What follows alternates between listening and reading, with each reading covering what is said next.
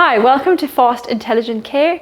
I'm Chanelle and we are going to go to our part 3 with CEO and founder of Enable Lifecare, Ruben Joyce, and he's also one of the developers of the new pressure care mattress range, Elata. We've talked a little bit about Elata in our previous episodes, as well as Enable Lifecare and how it is different to some other wholesalers.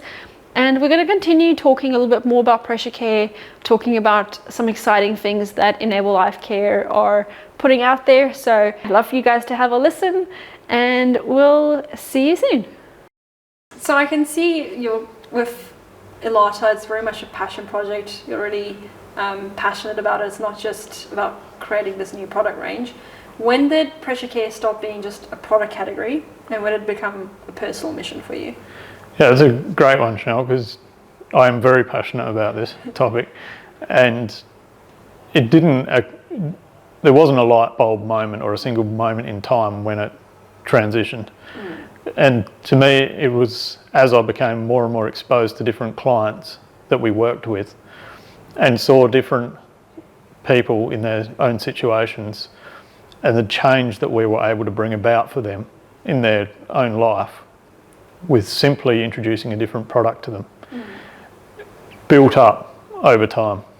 And it became a point where we realised that we could make such a dramatic difference to people simply by ensuring that the system of care was being upheld and that the way the products were being prescribed was challenged, and really looking at it in detail, so hence our precision in care.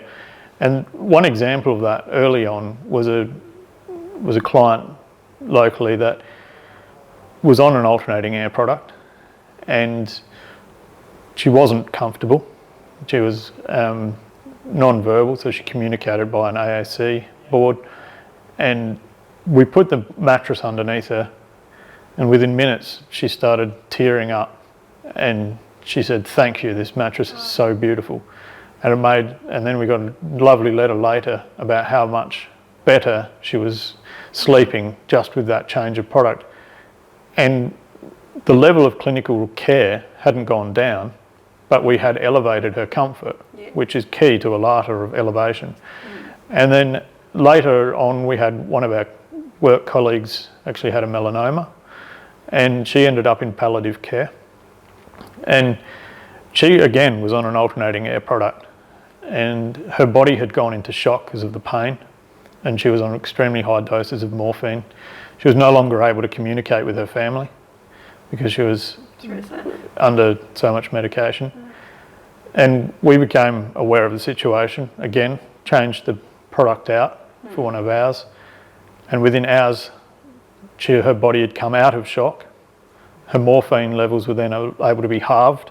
She was then able to communicate again with her loved ones in those final days. And that, to me, probably is one of the closest things to it becoming a turning point, to being a mission rather than just a category. And that was simply picking the right product for that person in that situation. It wasn't that that product was not available prior. It was simply there was a better option for that person in that situation. And then the last and most recent situation or experience that we had that's really even driving the mission and driving the passion the hardest and the furthest is when my grandmother was palliative last year.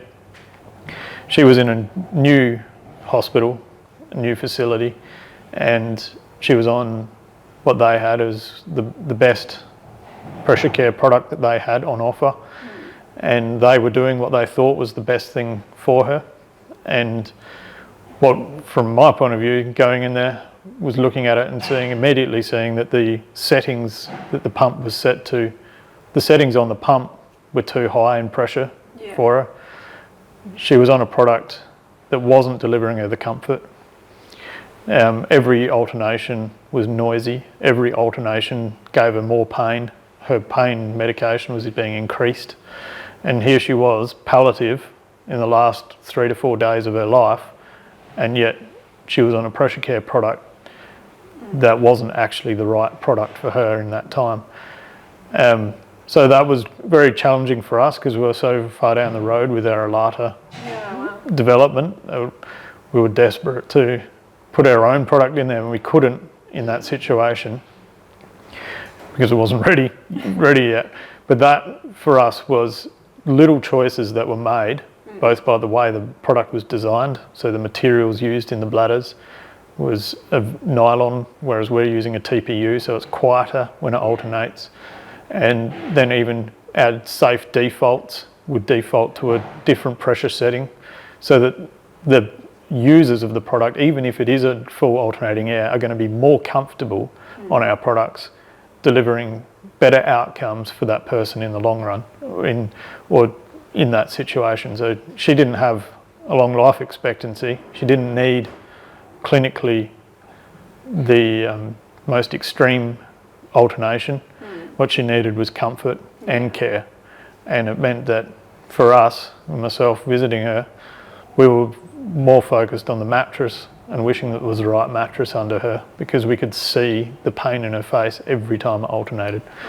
So that's our story, and that's why we've developed what we have, and that's the focus that it shows the focus that we've had on material choice and like pump settings, really to make sure that it's right for people in those scenarios. And I think it's amazing the focus on quality of life, because you mentioned those stories that you've shared.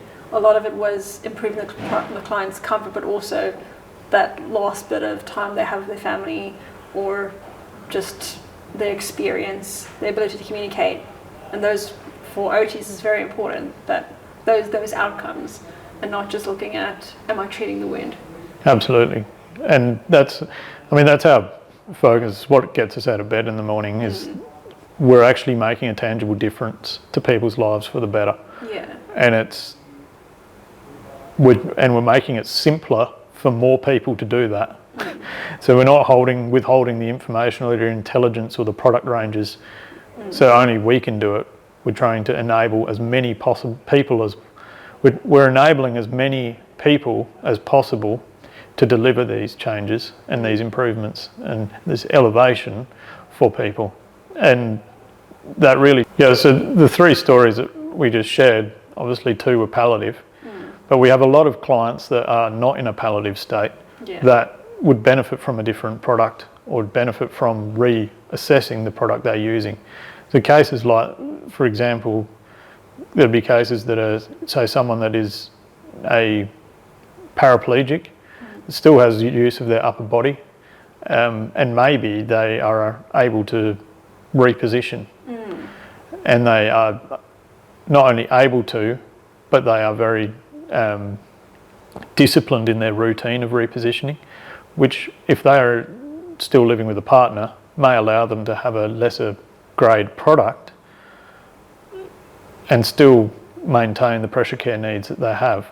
So we don't want to pigeonhole people based on conditions or external factors. We want to really look at what is that person doing in their life and what are they able to maintain in terms of care and repositioning, and whether that can change the product that they would look at. So that's built into our existing questionnaire in the app.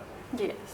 And I think the great thing is that it's not looking at pressure care from a 1D lens, but really looking at very holistically. So like you said, even in the design, you're looking at the ability to reposition. You're looking at things like the sound, the comfort part of it, in-bed mobility, all those things that we potentially sometimes forget to think of when it comes to pressure care. And I think it aligns very well with the international pressure injury guidelines that talk about not just focusing on risk category and the stage of pressure injury, but really looking at the care context, looking at the client's goals. And I think Elata and the app and everything like that really support that, to be able to allow clinicians to use those guidelines. Yeah, so the classic example of that is a lot of the tools use a broad question like does the client move, or can the client move independently or assisted? And what we look at is, does the client move when they're in bed? Do they move when they're asleep? That's what we're interested in. So that's where some of the broader tools or legacy tools out there aren't capturing those moments where someone may be able to move during the day, and when at night, for a wide variety of reasons, may not move during their sleep, or may have very limited movement during their sleep. So be it a medical condition they've got, or medication they're taking, or a neurological disorder they have that may be impacting that. So that's where we focus on the most important piece of movement in our assessment, in the assessment tool, which is in the app. So you didn't just build hardware, you also designed an app. What is the things that you like about the app the most? That's a great one, Chanelle. The app, there's so many facets to the app that are great and make such a difference to OTs and physiotherapists in the field. And it's really come from the fact that we've interviewed a lot of OTs and therapists. We've worked with them and taken all their frustrations and tried to fix as many things as we can within the app. So one of the great features that I like about it is the clinical justification by feature and condition on products. So you can look up and really, one, if you haven't been exposed to the AT before, you can self-educate purely by reading through our products and reading through our clinical justifications to understand how this product makes a difference for people. The second piece is there's access to our training that we've done in the past, so you can upskill yourself, and then you have access now to signing up for our new content as it becomes available.